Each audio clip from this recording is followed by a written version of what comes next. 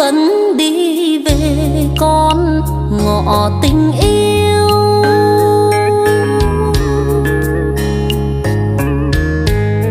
Chưa dám trao lời vì anh quá nghèo.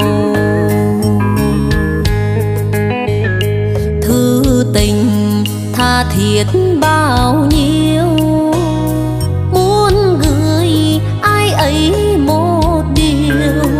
Em chối bỏ thêm khổ đau